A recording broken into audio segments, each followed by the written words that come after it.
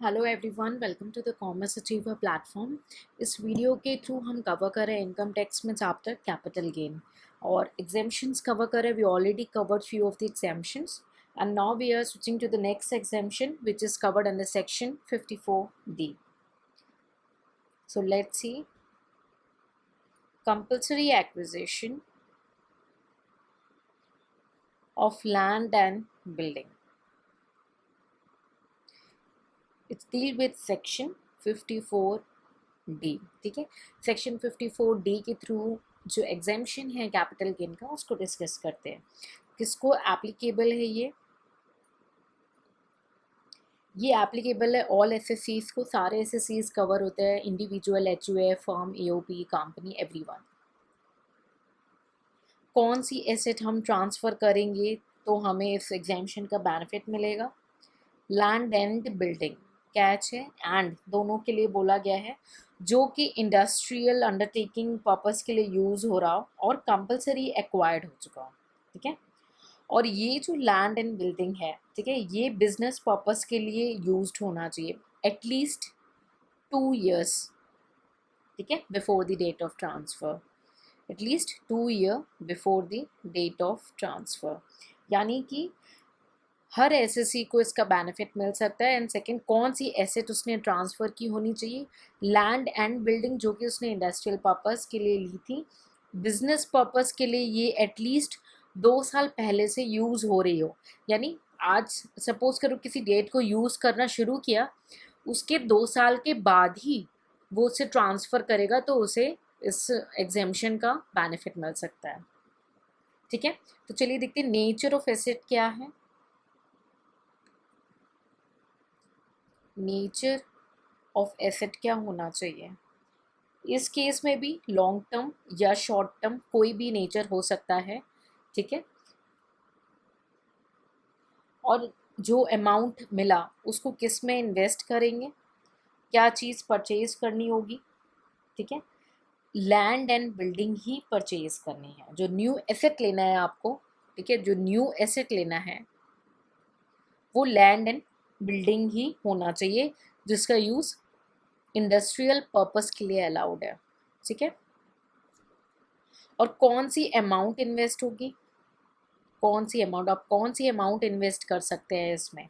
तो capital gain जो है, आप ट्रांसफ़र पे जो आपको कैपिटल गेन अराइज हुआ था उसको आप इन्वेस्ट कर सकते हैं। ठीक है, आई होप आप रिकॉल करेंगे केवल 54F अभी तक हमने जो डील किया उसमें नेट सेल कंसिडरेशन इन्वेस्ट हो रहा था, बाकी सारे केस में हमने देखा कैपिटल गेन इन्वेस्ट हो रहा है। ठीक है, क्या एग्जेम्पशन होगा? एग्जेम्पशन कैसे कैलकुलेट करेंगे? Least of the following is exempt. Least यानी जो भी लोअर होगा इन दोनों में से वो एग्जेम्प्ट होगा। क्या है? एक तो आपने जो न्यू अमाउंट जो इन्वेस्ट की है न्यू एसेट परचेज करने के लिए, जो कि आपने न्यू लैंड एंड बिल्डिंग के लिए लिए वो, या आपका कैपिटल गेन जो भी लोअर होगा वो एग्जेम्प्ट हो जाएगा, यानी कभी भी एग्जेम्पशन की वजह से आपका लॉस नहीं आएगा। ठीक है, इसीलिए इस क्लॉज में कभी एग्जेम्पशन की वजह से क्लॉज नहीं आएगा। जहाँ पे भी ये लीस्ट और लोअर वाला क्राइटेरिया हमने स्टडी किया है, तो रीज़न यही है कि उसकी वजह से लॉस नहीं है, एग्जेम्पशन की वजह से कोई लॉस नहीं अराइज होना चाहिए। तो अमाउंट इन्वेस्टमेंट और capital gain whichever is lower is allowed as an exemption. ठीक है, उसके बाद जो अमाउंट इन्वेस्ट की है उसका टाइम लिमिट देख लेते हैं। कितने टाइम लिमिट में, टाइम लिमिट में इन्वेस्ट करना है? ठीक है, डेट ऑफ ट्रांसफ़र के 3 years के अंदर अंदर इन्वेस्टमेंट कर लेनी है। ठीक है, इसका डायग्रामेटिक भी हम देखेंगे at end of the provision understanding, यानी प्रोविजन अंडरस्टैंड करने के बाद हम एंड में डायग्रामेटिकली भी समझ लेंगे और रिविजन भी कर लेंगे। ठीक है, तो टाइम लिमिट क्या है इन्वेस्टमेंट की? 3 साल के अंदर अंदर इन्वेस्ट कर लेना है। ठीक है, नए एसेट को होल्ड कितने ड्यूरेशन तक करना है? उसको भी होल्ड करना है डेट ऑफ एक्विजिशन यानी डेट ऑफ परचेज से 3 साल तक।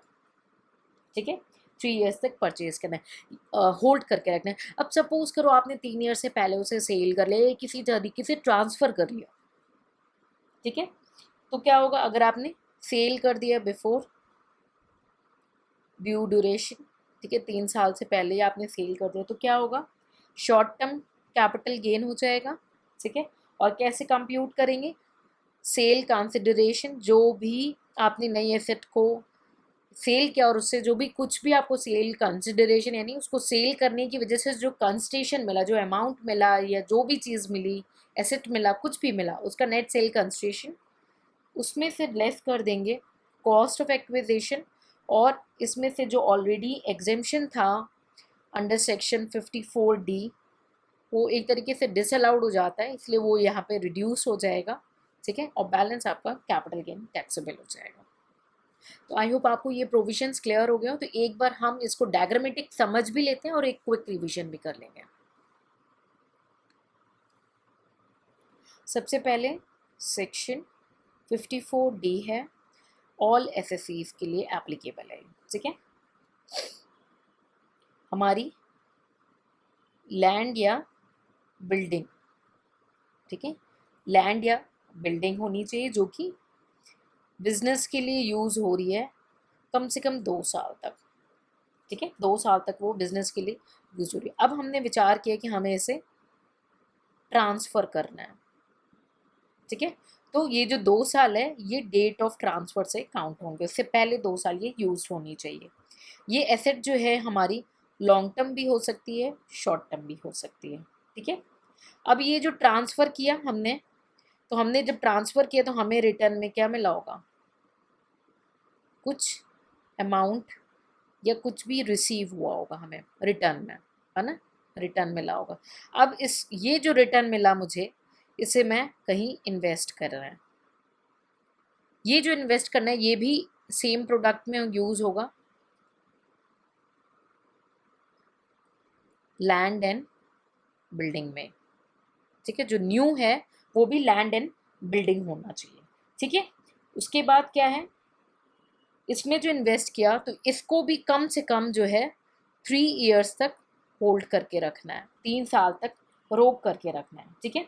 और इन्वेस्टमेंट भी आपको 3 साल के अंदर अंदर कर देनी है from date of the transfer के, ठीक है। सपोज करो आपने ये वॉयलेट कर दिया 3 साल वाला प्रोविज़न, ठीक है। तो आपने वॉयलेट कर दिया, तब क्या होगा?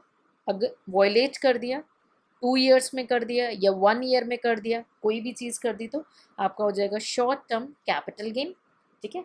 और सेल कंसिडरेशन से रिड्यूस्ड हो जाएगा cost of acquisition minus exemption, ठीक है। एग्जेम्पशन आपका रिड्यूस हो जाएगा, ठीक है। सो आई होप मैंने आपके सारे जो क्राइटेरियाज थे, ये लैंड बिल्डिंग ये जो परचेज किया ये भी इंडस्ट्रियल पर्पस के लिए होना चाहिए, ठीक है। So I hope you are clear with the section 54D, compulsory acquisition of land and building, ठीक है। So take care, see you in the next lecture with the new topic.